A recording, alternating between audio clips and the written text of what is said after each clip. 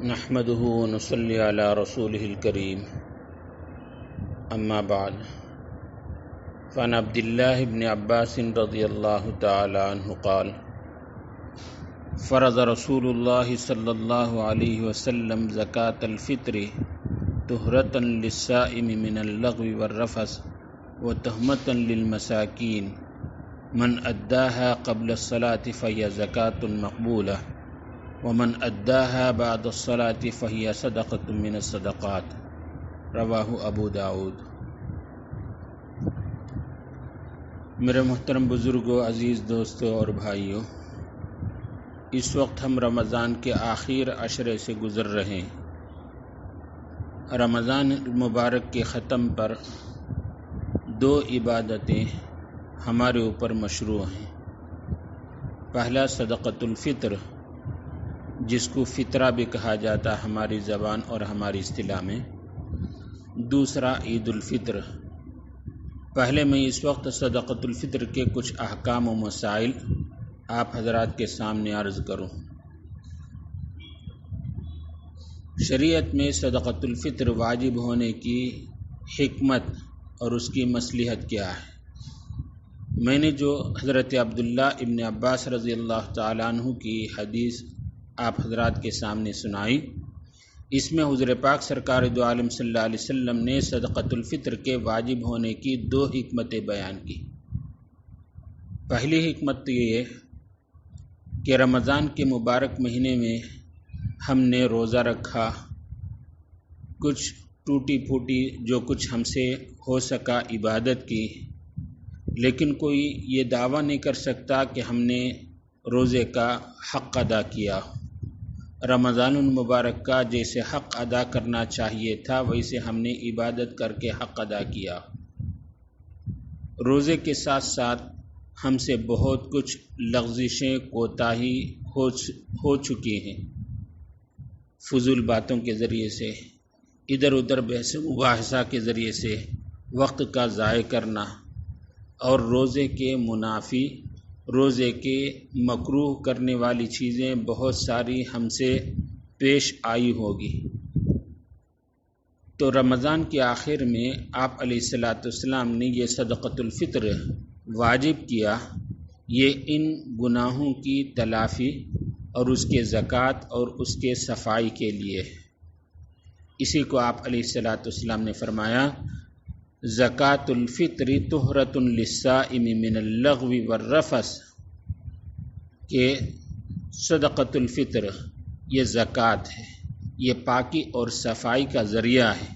روزے دار کو جو روزے کی حالت میں لغو، رفث، بیہودہ اور بیکار باتیں کیا ہے، بیکار کام کر چکا ہے، اس کے صفائی اور پاکی کے لیے آپ علیہ الصلاۃ والسلام نے صدقۃ الفطر عطا کیا۔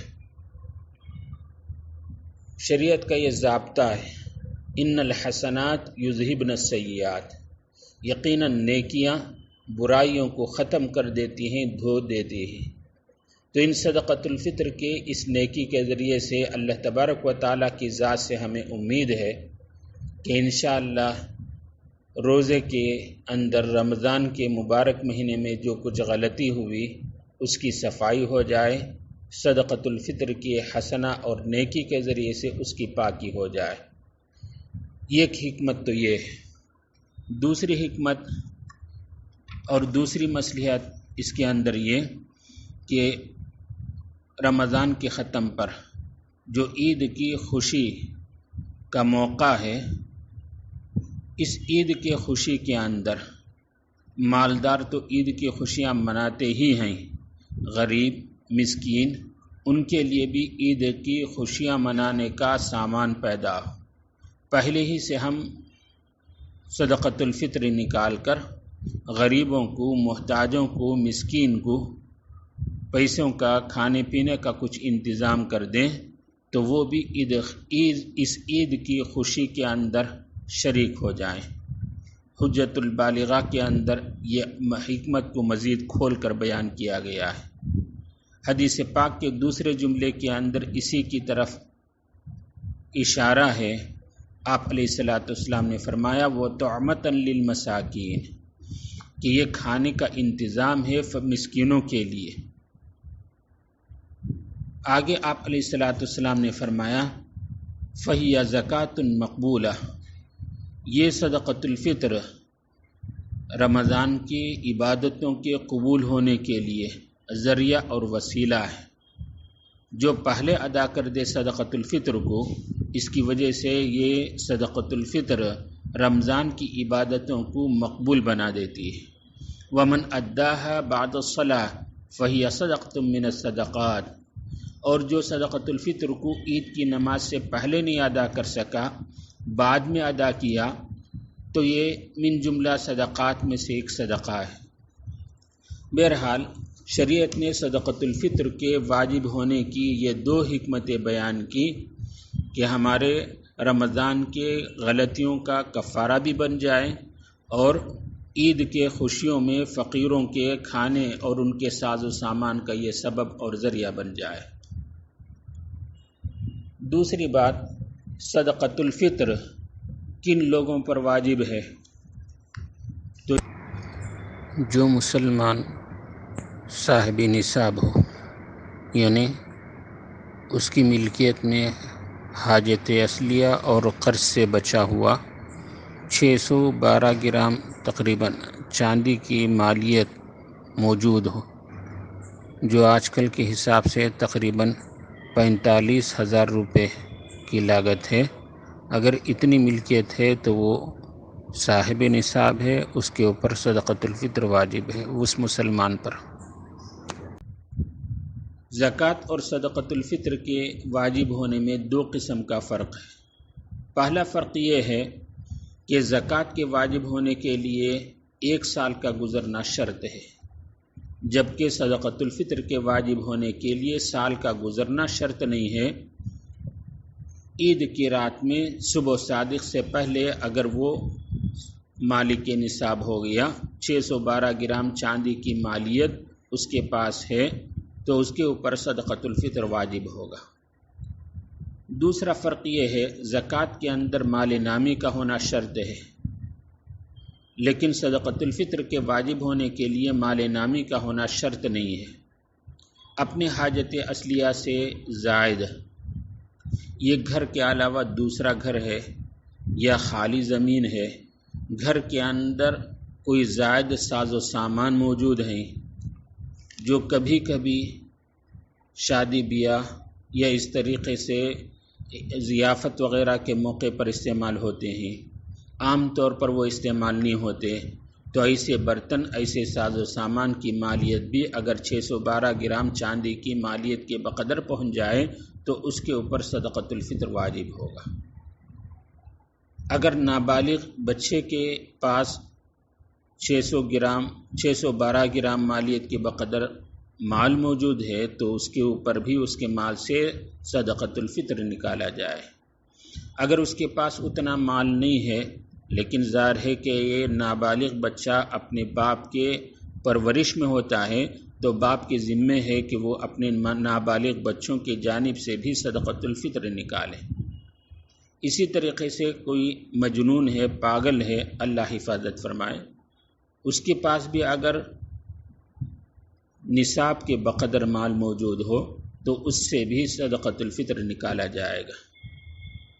عورتوں کے پاس عام طور پر اتنے زیورات، بنگڑی یا اس قسم کے گلے کے چین وغیرہ موجود ہوتے ہیں، عام طور پر استعمال ہونے والی، تو اس کی قیمت اگر لگائی جائے تو یقیناً 612 گرام سے چاندی سے زیادہ ہی ہوگی، تو ان کے اوپر بھی صدقۃ الفطر واجب ہے، چاہے صدقۃ الفطر بیوی خود اپنے مال کی ادا کریں، چاہے اس کی اجازت سے اس کا شوہر صدقۃ الفطر ادا کر دے۔ ایک تیسری بات، صدقۃ الفطر کی واجب ہونے کی مقدار کیا ہے؟ صدقۃ الفطر کے مقدار کے سلسلے میں تفصیل یہ ہے، حدیث میں فرمایا صاع من بر، صاع من تمر او نصف صاع من بر، کہ اگر کھجور ہو تو 1 صاع کھجور دیا جائے، یا گھیوں ہو تو نصف صاع کی مقدار گھیوں دیا جائے۔ تو آج کل کے حساب کے اعتبار سے 1 کلو 600 گرام کے قریب گھیوں جو بازار میں ملتی ہے، 1 کلو 600 گرام گھیوں یا اس کی قیمت، یہ صدقۃ الفطر ہے جس کو ادا کیا جائے گا۔ تو اب کے حساب سے صدقۃ الفطر کی مقدار 70 روپے مقرر کی گئی ہے۔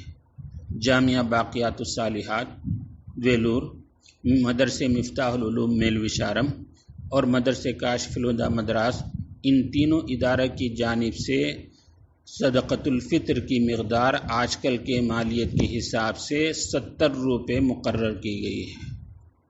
تو ہر بالغ اپنی طرف سے یا اپنے نابالغ بچوں کی طرف سے صدقۃ الفطر کی یہ مقدار عید سے پہلے ادا کر دے۔ اگر رمضان کے اندر بھی آخر عشرے میں رمضان عید سے 2-3 دن پہلے صدقۃ الفطر نکال دے تو اور زیادہ بہتر ہے، تاکہ غریبوں کو، مسکینوں کو عید کے انتظام کے اندر سہولت ہو سکے۔ تو صدقۃ الفطر اگرچہ عید کے دن صبح صادق کے وقت واجب ہوتا ہے، لیکن فقہا نے لکھا ہے کہ اگر رمضان کے اندر بھی صدقۃ الفطر نکال دے تو اس سے صدقۃ الفطر ادا ہو جائے گا۔ تو یہ بظاہر 70 روپے ہے۔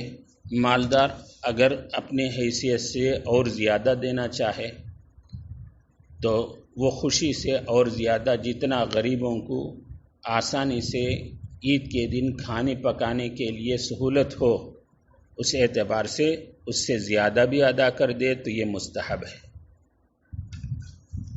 اگر کوئی آدمی عید کے دن صدقۃ الفطر نہیں ادا کر سکا، عید کی نماز سے پہلے نہیں ادا کر سکا، تو وہ عید کی نماز کے بعد جب چاہے ادا کر سکتا ہے، اور جب بھی ادا کرے گا وہ ادا ہی کہلائے گا، اس کو قضا نہیں کہا جا سکتا۔